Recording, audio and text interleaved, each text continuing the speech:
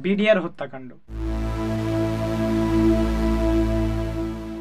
Sohel Taj BDR হত্যাকাণ্ডের সঙ্গে কি জড়িত? সোহেল তাজ এখন চাইলেও দেশের বাইরে যেতে পারবে না, কথাটি আমার নয়। বিদেশি সাংবাদিক ইলিয়াস তার ভেরিফাইড ফেসবুক আইডি এটা পোস্ট করেন। বিশ্বাস না হলে এয়ারপোর্টে গিয়ে দেখতে পারে।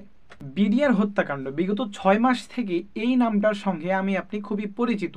জুলাই অভ্যুত্থানের পর থেকে এই বিডিআর হত্যাকাণ্ডের দিকে একটু বেশি খেয়াল করেছে, বিশেষ করে বিদেশি সাংবাদিক ইলিয়াস। আমার মনে হয় বিগত 7 মাস ইনভেস্টিগেশনের পরে তিনি গত 2 দিন আগে তার ভেরিফাইড ফেসবুক পেজ এবং ইউটিউব চ্যানেলে একটা ভিডিওর মাধ্যমে সমস্ত তথ্য তুলে ধরেছেন, যেখানে সোহেল তাজের কথা সুন্দরভাবে বর্ণনা করা হয়েছে। তিনি বলেছেন, যখন বিডিআর হত্যাকাণ্ডের ঘটনা হয় সোহেল তাজের বর্ণনা তিনি দেশের বাইরে ছিলেন, কিন্তু বিদেশি সাংবাদিক ইলিয়াস বলতেছে তার পাসপোর্ট চেক করলে জানা যাবে তিনি দেশের বাইরে ছিলেন না। অর্থাৎ সোহেল তাজ ঢাকা থেকে সিলেটে গিয়েছিলেন, অতএব সিলেট থেকে হেলিকপ্টারে করে আবার ঢাকায় এসেছিলেন।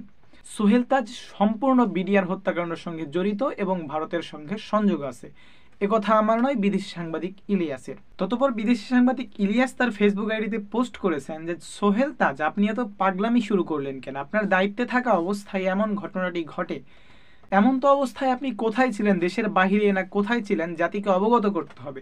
অবশ্য তার পাসপোর্ট দেখলেই এটা জানা যাবে তিনি দেশের বাইরে ছিলেন নাকি দেশের ভেতরেই ছিলেন, নাকি তিনি এই হত্যাকাণ্ডের সঙ্গে সম্পূর্ণভাবে জড়িত ছিল। বিদেশি সাংবাদিক ইলিয়াস বলেছে, যারা প্রথম ইনভেস্টিগেশন শুরু করে সেই প্রথম দল এই সোহেল তাজের কথা উল্লেখ করেছেন। তিনি সর্বভাবে এই বিডিআর হত্যাকাণ্ডের সঙ্গে জড়িত ছিলেন এবং ভারতের রয়ের সাথে কানেকশন আছে। এখন শুনতেছি বর্তমান সোহেল তাজ নাকি দেশের বাইরে যেতে পারবে না, অবশ্যই তার পাসপোর্ট চেক করা হবে। জানি না শেখ হাসিনা এই কাজগুলো বিডিআর হত্যাকাণ্ড কার কার মাধ্যমে ঘটাইছে।